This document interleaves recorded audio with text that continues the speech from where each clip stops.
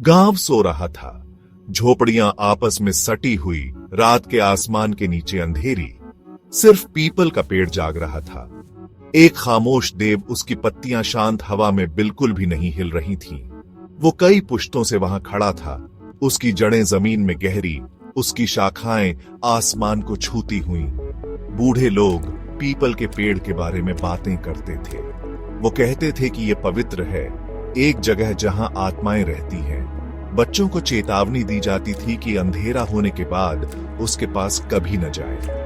लेकिन विजय को पीपल के पेड़ से कोई डर नहीं लगता था। वो उसके विशाल तने में हर गांठ, हर खोखलापन जानता था। गांव में अमावस्या की रात थी। रात अंधेरी थी, चांद बादलों के पीछे छिपा हुआ था। हवा में एक अजीब सी खामोशी छाई हुई थी, जो बस दूर किसी कुत्ते के रोने से टूट रही थी।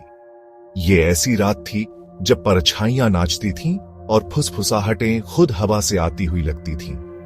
आज रात बाहर मत जाओ विजय, उसकी दादी ने विनती की थी। उसकी आवाज कांप रही थी। अमावस्या है, आत्माएं बेचैन है। लेकिन विजय हंस दिया था। उसने उसे भरोसा दिलाया कि वो गांव के मुर्गे के बांग देने से पहले वापस आ जाएगा। उसने एक वादा किया था।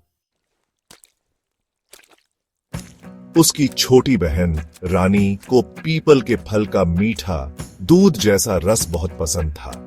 वो बीमार थी और विजय ने उससे मुट्ठी भर फल लाने का वादा किया था।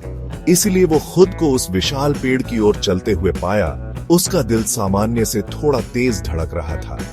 एक ठंडी हवा पीपल की पत्तियों को हिला रही थी, जो धीमी फुसफुसाहट जैसी लग रही थी। वो पेड़ के तने तक पहुंचा और ऊपर देखा। शाखाएं लंबी, टेढ़ी मेढ़ी उंगलियों की तरह फैली हुई लग रही थी। उसे अपनी रीढ़ में ठंडक महसूस हुई। वो जल्दी से पेड़ पर चढ़ गया, फल तोड़े और उन्हें अपनी जेब में भर लिया। जैसे ही वो नीचे उतरने लगा, उसे एक आवाज सुनाई दी। एक धीमी, दुख भरी चीख ये पेड़ के बीचों बीच से आती हुई लग रही थी। उसका खून जम गया। धीरे धीरे उसने पेड़ के नीचे अंधेरे में झांका। दो चमकती आंखें उससे मिली। एक ठंडा डर ने उसे जकड़ लिया। उसने अपनी आंखें कसकर बंद कर लीं। उसका दिल जोर जोर से धड़क रहा था। उसने फिर से अपनी आंखें खोली। उसकी सांस अटक गई। चमकती आंखों का एक जोड़ा उसे घूर रहा था, लेकिन वो किसी राक्षसी चेहरे से जुड़ी नहीं थी। ये एक छोटा, डरा हुआ पिल्ला था, जिसकी सिसकियां अंधेरे में दब गई थीं। विजय पर राहत की लहर दौड़ गई, उसे डर और हंसी से कमजोर छोड़कर। वो ध्यान से नीचे उतरा, कांपते हुए पिल्ले को उठाया और उसे पास रखा। पीपल की फुसफुसाहटें अब कम खतरनाक लग रही थीं, लगभग कोमल।